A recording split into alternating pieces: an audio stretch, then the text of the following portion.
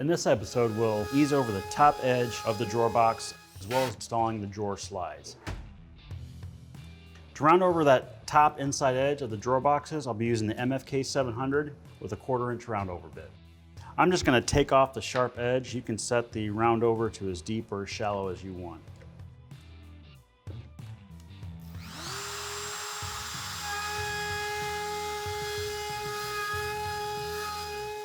So while I've got the drawer here, I might as well go ahead and sand all the top edges, remove any pencil marks that might still be there. I'm going to be using the ETS EC 125 with a 120 grit paper.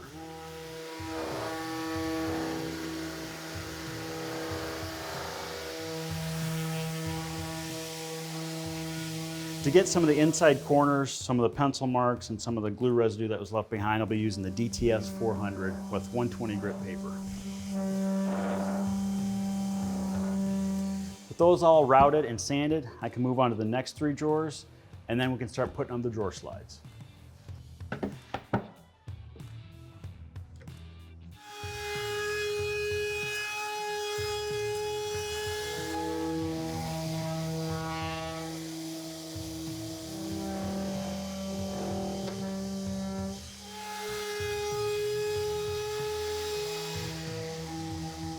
Save a little bit of time. I didn't sand what was going to be behind the drawer front. It'll never get seen. With everything sanded and routed, the next step in the process is going to be installing the drawer slides. I want to do that before I put on the drawer fronts. Then I can have the drawers in the carcass and align the drawer fronts to be exact. When I was designing this shop, I wanted to make sure I had a spot for everything, especially the cabinet hardware. So with this new Sys Gen 3 rail system, I can use a large sustainer to keep all my cabinet hardware in. There's a lot of different ways to install drawer slides. I've come up with a system that works for me. I usually take apart the drawer slide and I've laid it out, so all I have to do is just space it off the bottom of the drawer by 1/2 inch. So I've got a piece of 1/2 inch plywood here, pre-drill the holes, install the screws, and then this part for the drawer is done. Then I can move on to the slides in the carcass. So I've got the T18, keyless chuck, and a self-centering bit to get those holes drilled. So now I'll use the CXS and I'll adjust the torque settings so I don't over torque the screws and attach the drawer slide.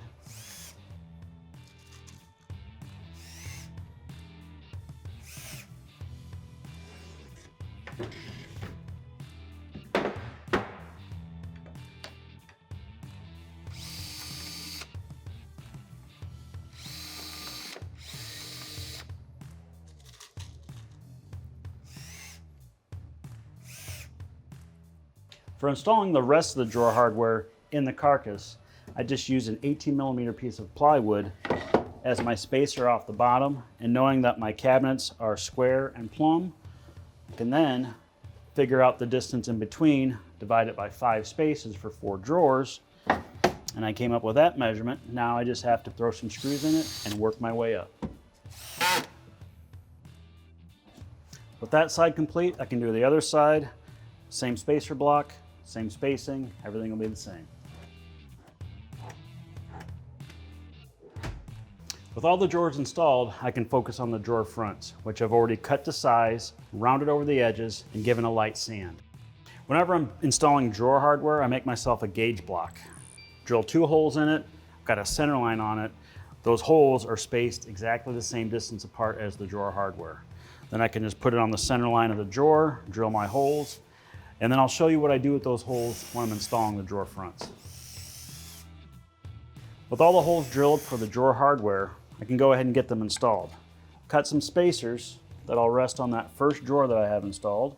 Put a drawer front on top of that, line out the edges, drill my holes. Now I can take a screw, run a screw right in there. With those 2 screws holding the drawer front on, I can screw it in from the back and then put my hardware in.